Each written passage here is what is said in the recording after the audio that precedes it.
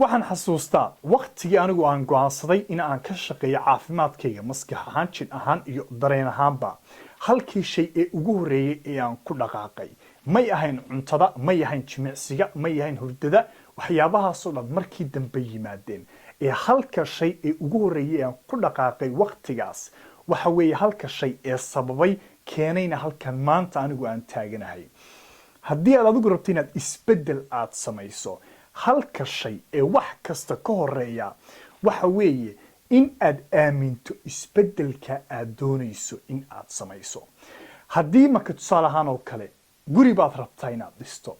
guriga aad rabto inaad dhisto shirkad baad u tagtay shirkadaas markaad u tagtay aad ku tiraahdo guriga ii dhisa waad ogsoon tahay shirkadaas oo waad aaminsan tahay inay shirkadaasi guriga kuu dhisayso markaad caafimaadkaaga rabto inaad ka shaqaysana waa saas oo kale waa in aad aaminsan tahay inuu isbeddelkaasi dhacayo waqti way qaadanaysaa bil 2 bilood sanad ha dheeraata ma dhawaato ee cuntada markay noqoto jimicsiga markay noqoto hurdada wax kasta waxa ka horeeya waxa weeye in aad adigu aaminto marka hore inuu isbeddelkaas aad doonaysa uu dhacayo